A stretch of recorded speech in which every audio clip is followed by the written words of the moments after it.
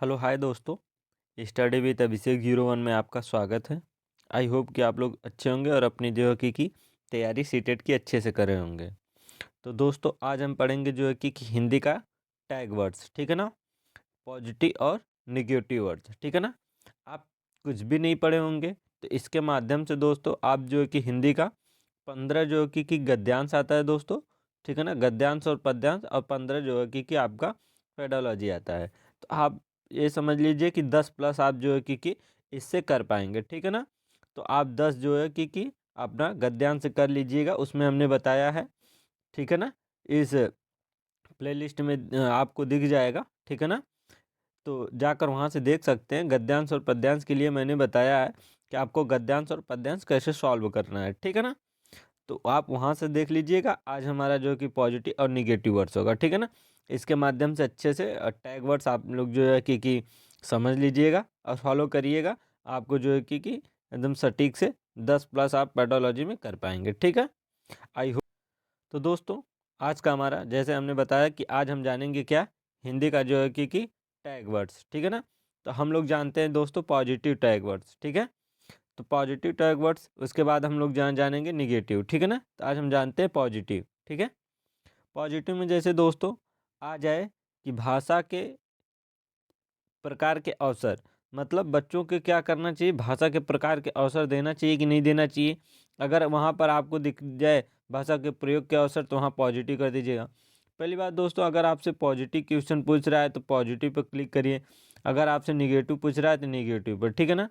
यहाँ आपको दोस्तों क्या है, पॉजिटिव है, ठीक है ना। तो ये बात ध्यान दीजिएगा, ठीक। तो भाषा अर्जन सहज है, ठीक है, स्वाभाविक है, विद्यालय पूर्व, तो ये सब दिखाई दे टैग वर्ड। बच्चों को क्या करना है, प्रोत्साहित करना है दोस्तों, ठीक है ना कि हतोत्साहित करना है, ठीक। व्यापक कथन जैसे समाज, ये जैसे टैग वर्ड आ जाए समाज संस्कृति, वहाँ पर पॉजिटिव होता है, ठीक।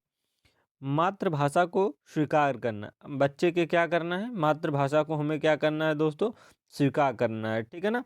ऐसा नहीं है कि हमें उसे मातृभाषा को क्या करना है, स्वीकार नहीं करना है। ऐसा करने से निगेटिव टैग उठ जाएगा, ठीक। फिर होता है दोस्तों आकलन पोर्टफोलियो, हमने दोस्तों बताया है, ठीक है ना। आकलन पोर्टफोलियो वो होता है बच्चे के एक निश्चित अवधि के लिए दोस्तों क्या होता है, बनाया गया, ठीक है ना। उसमें अच्छा बुरा सब कुछ बच्चे के लिए क्या होता है, 360 डिग्री जिसको कहते हैं सर्वांगीण विकास, सब कुछ उसमें निहित रहता है, ठीक है ना, पोर्टफोलियो में। जिससे अगर बच्चे का आकलन करना हो तो उसे देखकर जो है कि समझ सकते हैं कि बच्चा कैसे क्या कर रहा है, फिर आगे क्या करना है, ठीक है ना। तो ऐसे दोस्तों दिख जाए कि आकलन पोर्टफोलियो, वहाँ जो कि पॉजिटिव वर्ड्स हो जाता है, ठीक है ना। फिर भाषा सीखने की जन्मजात क्षमता होती है दोस्तों, नोम चुमस्की बोले, ठीक है ना। ऐसा कुछ दिख जाए तो ये पॉजिटिव वर्ड है, ठीक। फिर दोस्तों वही भाषा के प्रयोग के अवसर बच्चों को बार बार देना है, ठीक है ना। फिर पढ़ना अर्थ समझ कर, बच्चों को क्या करना है, पढ़वाना है, फिर उनको क्या करना है, अर्थ समझाना है, ठीक है ना। उन्हें हमें रूट लर्निंग नहीं करवानी है, ठीक। फिर दोस्तों लेखन मौखिक विचार, विचारों की अभिव्यक्ति, दोस्तों क्या करना है बच्चों को, लिखना मौखिक विचार, विचारों की अभिव्यक्ति बच्चों को क्या करना है, देना। ऐसा नहीं है क्योंकि उनको लिखना मौखिक विचार उनकी व्यक्ति को क्या करना, छीन लेना, ऐसा नहीं करना है। उनको हर जो कि कम्युनिकेट करने देना है, ठीक है ना।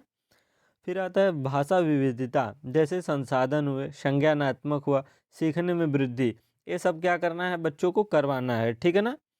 फिर भाषा अधिगम, जैसे प्रयासपूर्ण, ठीक है ना, यह सब करवाना। बाल साहित्य, ठीक है ना, अवसर देना, ठीक है दोस्तों। फिर उनको क्या करना, प्रिंट समृद्धि प्रवेश देना, ठीक है ना।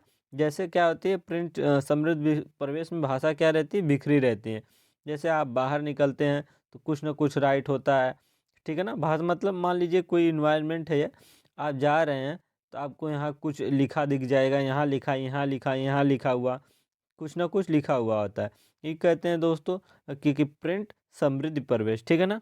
बच्चों की विभिन्नता को स्वीकार करना और विविधता दोनों को क्या करना है दोस्तों, स्वीकार करना है, ठीक है। तो ये था दोस्तों हमारा पॉजिटिव वर्ड, ठीक है ना। अब हम जानते हैं दोस्तों नेगेटिव वर्ड्स, ठीक है ना। एक और बचा है दोस्तों, अनेक संदर्भों में क्या करना चाहिए, भाषा प्रयोग करना चाहिए, ठीक है ना। अब आता है दोस्तों हमारा निगेटिव वर्ड्स, ठीक है ना। ये हमारा निगेटिव वर्ड्स है, ठीक है। अगर दोस्तों आपसे नेगेटिव क्वेश्चन पूछा है तो आप नेगेटिव पर इस पर क्लिक करेंगे, नहीं तो पॉजिटिव पूछा है तो पॉजिटिव पर क्लिक करना है, ठीक है। फिर दोस्तों हमारा आ जाता है निगेटिव वर्ड्स में, जैसे आपको जहाँ दिख दे केवल, ही, ठीक है ना, मात्र, सिर्फ, तो ये को क्या होता है दोस्तों, ये है निगेटिव वर्ड्स, ठीक है ना। आपसे अगर पॉजिटिव पूछा है तो निगेटिव वर्ड्स को क्या करिएगा, कट कर दीजिएगा, ठीक। जैसे वैज्ञानिक शब्दावली, ये दोस्तों निगेटिव वर्ड्स है, ठीक है ना। सुंदर लेखन और लेख, ये क्या है, निगेटिव वर्ड्स है, ठीक है ना। बच्चों को दोस्तों ऐसा नहीं करना है कि उनको हमें थोप देना है कि सुंदर लेख लिखें, ठीक है ना। वह प्रवाह के साथ दोस्तों की अपने विचार में लेख लिख सकते हैं, ठीक है ना। बच्चों को दोस्तों जो कि स्मरण किसी चीज़ को नहीं करवाना, ठीक है ना ही उनको याद करवाना, ठीक है। एक आता है दोस्तों कंठस्थ करवाना, ठीक है ना। तो ये सब क्या करना है, बच्चों को नहीं करवाना है, ओके। फिर काव्यात्मक भाषा दोस्तों, ये सब नहीं करवाना है, ठीक है ना। पाठ्य पुस्तक के ज्ञान पर बल को दोस्तों नहीं देना है, ठीक है ना, कि नहीं उनको सिर्फ क्या करें, पाठ्य पुस्तक के ज्ञान पर क्या करें, बल दें, ऐसा नहीं करना है। जहाँ दोस्तों दिख जाए मानक शब्द, वहाँ पर तुरंत कट कर दीजिएगा, वो भी सिर्फ केवल सीटेट में, ठीक है ना। ये हमारा क्या होता है, निगेटिव वर्ड्स होता है, ठीक है ना। भाषा पर बल देना ये गलत है, ठीक है, निगेटिव वर्ड्स है। फिर बाधा जटिलता, बच्चों को जटिलता और बाधा किसी चीज़ में नहीं करनी है, ठीक है ना। फिर आता है दोस्तों मातृभाषा को अनदेखा करना, ऐसा काम नहीं करना है, मातृभाषा को अनदेखा नहीं करना है। तो ये था दोस्तों क्या, निगेटिव वर्ड्स, ठीक है ना। अब आते हैं दोस्तों किस क्वेश्चन के माध्यम से हम लोग जान लेते हैं, ठीक है ना। जैसे दोस्तों हमारा पहला क्वेश्चन है कि विद्यार्थी क्या करती है, उस उदाहरण को पढ़ें और उदाहरण से मेल खाती हुई युक्ति का चयन करें। यदि मुझे किसी का अर्थ समझ में नहीं आता तो मैं देखना प्रयास करती हूँ। अगर कोई विद्यार्थी है, ठीक है ना दोस्तों, उसको क्या आ रहा है, उसको अर्थ समझ में नहीं आ रहा है, मीनिंग, ठीक है ना, तो वो क्या देखे। इसमें से ऑप्शन है दोस्तों, क्या करे, संदर्भ सामग्री की मदद लेना, अभ्यास के लिए अवसर प्रयास करना, मस्तिष्क की भ्रमित स्थिति, विन्यास पर ध्यान देना। तो देखिए दोस्तों क्या करना, अभ्यास, लोड लर्निंग नहीं करवानी, नेगेटिव वर्ड्स कट गया, ठीक है ना। फिर मस्तिष्क की भ्रम स्थिति नहीं करना है, ठीक है ना। विन्यास पर ध्यान नहीं देना, हमें क्या भी बताएं दोस्तों, संदर्भ सामग्री की मदद लेना है, ठीक है ना। तो ये हमारा पॉजिटिव है, तो ठीक है ना, इस पर हमें क्या करना है, संदर्भ सामग्री की मदद लेना है, ठीक है ना।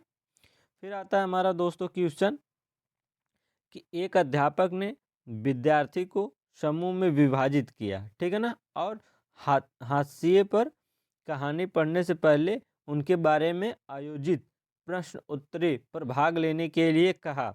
यहाँ पर अध्यापक का क्या मंतव्य है, ठीक है ना।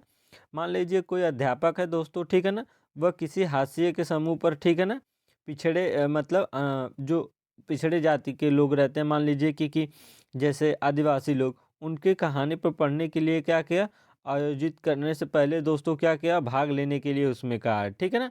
तो अध्यापक क्या करना चाहता है, पहला कि दोस्तों टॉपिक के प्रति रुचि पैदा करना, सहपाठी पृष्ठपोषण, पाठ्य पुस्तक की समीक्षा लिखना, उनकी स्मृति का परीक्षण करना। देखिए स्मृति नहीं करना है दोस्तों, याद नहीं करना है, ठीक है ना, नहीं हमें पाठ्य पुस्तक पर ध्यान देना है, ठीक, ये निगेटिव वर्ड, नहीं सहपाठी पृष्ठपोषण करना है, ठीक। तो हमारा हो जाएगा ऑप्शन है सही, कि टॉपिक के प्रति क्या कर रहता है, रुचि पैदा करना।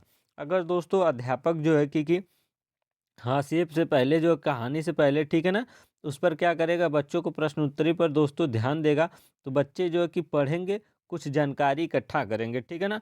फिर उनको रुचि होगी कि आगे इसके जानकारी में क्या है, तो उसके व्यक्ति क्या करेगा, और पढ़ने की उसकी जिज्ञासा होगी। तो वही टीचर क्या कर रहा है दोस्तों, टॉपिक के प्रति रुचि पैदा करना चाह रहा है विद्यार्थियों में, ठीक है ना। फिर आता है दोस्तों हमारा तीसरा क्वेश्चन कि सुजाता चाहती है कि उसके विद्यार्थी शब्दों को सही वर्तनी लिखें, उसे अपने विद्यार्थियों की कैसे मदद करनी चाहिए। सुजाता एक टीचर है दोस्तों, वह अपने विद्यार्थियों को क्या कर रही, सोच रही है, सही वर्तनी लिखने के लिए सोच रही है कि विद्यार्थी क्या करें, सही लेख लिखें। वर्तनी मतलब दोस्तों किसी शब्द को अच्छे से लिखें, मतलब शुद्ध लिखें, ठीक है ना। तो वह विद्यार्थियों की कैसी मदद कर सकती है, पहला दोस्तों शब्दों का सही उच्चारण करके, ठीक है ना, कि शब्दों का सही पठन करके, कि साफ साफ लिखना दोस्तों, सही सही लिखना। अगर दोस्तों हम बच्चों को सही से उच्चारण जो कि उनके हम बता देते हैं, ठीक है ना, बोल देते हैं, ठीक है ना। तो वो क्या करेंगे, सही सही शुद्ध लिखना सीख जाएंगे। तो इसका ऑप्शन पहला हो जाएगा दोस्तों, शब्दों का सही उच्चारण। अगर एक टीचर सही शब्दों का सही उच्चारण करेगा तो बच्चा उससे क्या करेगा, सीख लेगा। ठीक है ना। शब्दों का सही पठन नहीं करना है, ठीक है ना साफ साफ लिखना है दोस्तों, ठीक है ना। तो हमारा पहला ऑप्शन सही हो जाता है, ठीक है। फिर आता है दोस्तों हमारा 4, ठीक है ना, कि निम्नलिखित में से कौन सा शब्द भंडार शिक्षण का उद्देश्य क्या है दोस्तों, नहीं है। देखिए दोस्तों, यहाँ निगेटिव पूछा है तो हमें क्या करना है, निगेटिव खोजना है, ठीक है ना।